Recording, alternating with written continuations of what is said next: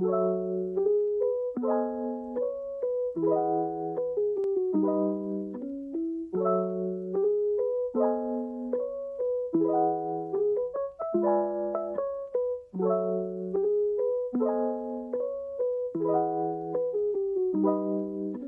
everyone, we decided to venture inside today for a very chilly January day here in the Boston area. We are at the Shops at Porter, I think it's called, the food court at Lesley University in Porter Square in Cambridge for a Japanese feast of different curries and Hamburg steak, and start off with a little bit of karage. So come along for a nice little food court experience.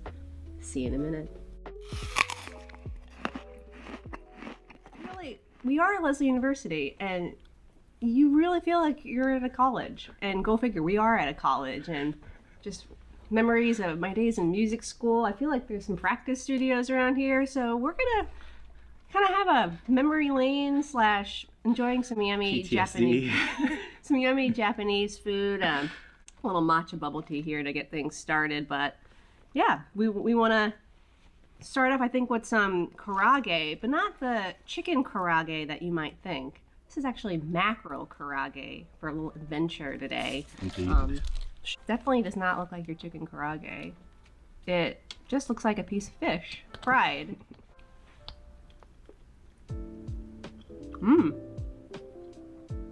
I serve a little bit of a heavy soy sauce, a little sweetness, but I want it to like remind me of like a fish and chips sort of thing, but I know it's not like the white fish like you'd get in British fish and chips, but maybe I'm just getting reminded of like other mackerel dishes I've had. It has a very strong flavor.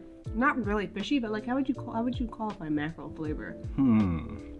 Mackerel is one of the smaller, more oily fishes, and I personally find it sometimes can be a little bit strong.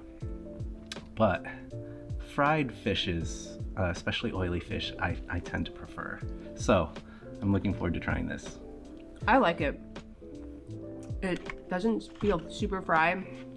There's a little bone, so be careful, but this is really good way to whet the appetite to get started. I'm really enjoying this. Here we go. It's a little sweet. It's not really super crisp. It's had a very light coating. I think it was just dusted with some type of starch. But I like it. Very nice. It really needs a beer, I think. Something nice and cool and refreshing to go with it. It'll help cut through that fattiness. It's really greasy. And I don't know if we've said this, but this is from a place called Tampopo from the court. They really have a whole variety of standard Katsu, Donburi bowls, and this karage. So very nice light bite to get started. Yeah. I think it's been marinated with a little sugar and vinegar, similar to the way they treat mackerel in a sushi restaurant, where it's been marinated a little bit or pickled. Yeah, I'm used to that pickled, almost like a herring flavor. This is definitely milder, and I think like I had never had mackerel before, like in a cook setting, and I was like, oh wow, this flavor has a little bit more depth. And yeah, mackerel is like my new favorite fish. I'm glad we got that. Tampopo. Isn't that a movie? It was a movie. It's a, I think it means dandelion in Japanese. Here's a little trivia for you. All right, moving on to the next item. Cafe Mami. So this is the Hamburger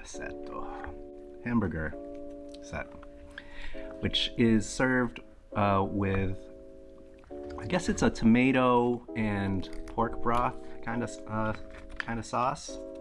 Dishes like this, where you're serving Western style food in Japan, is considered yoshoku, and it means Western food. But so hamburger is not a Japanese food. Japan, when you order a hamburger, this is what you're gonna get.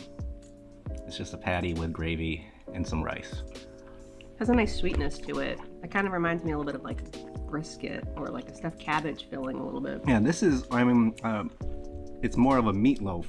Yes, a meatloaf, exactly. Than it is a hamburger, which in the United States would just be 100% meat patty. But Japanese burgers tend to be a blend of different meats, which is usually pork and beef, and also fillers, vegetables, panko. So it is kind of more like a meatloaf patty than it is an actual burger. Yeah. Now, if you order a hamburger in Japan, you're just gonna get a burger on a bun, and that's the difference.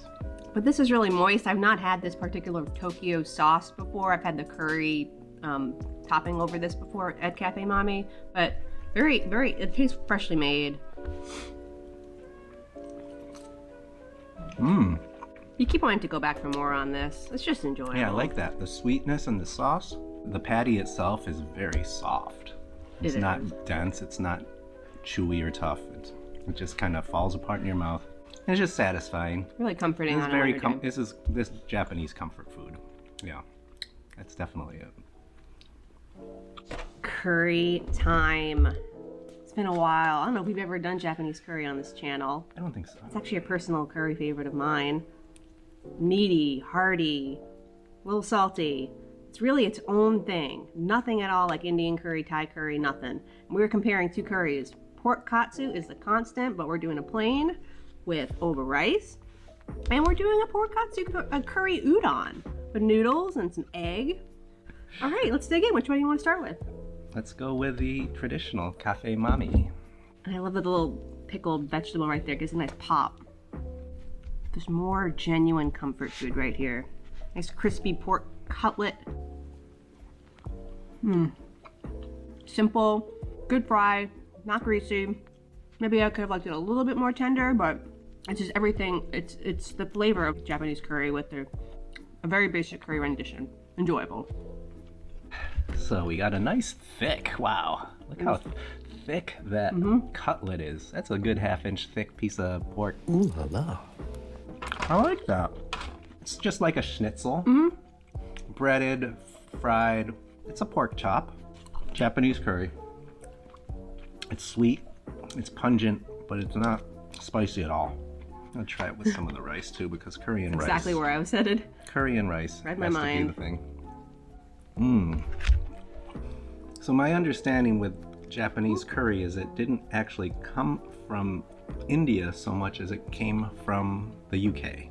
And it was the watered down version of Indian curry that the British were serving in their navy when they came over to Japan.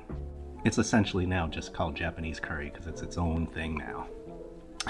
Wow. Yeah. Fun fact. Interesting, right? All right, let's try the next one. So this next one is the pork katsu Curry udon from Tampopo. Similar pork cutlet, it looks like, and it has some egg as well as the udon noodles and the curry sauce. Try with this.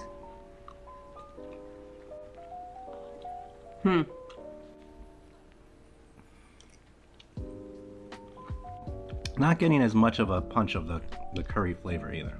Yeah, much lighter on it. I mean, I got a little bit of a burnt taste, to be honest. The sauce maybe scorched a little bit when it was simmering on the stove.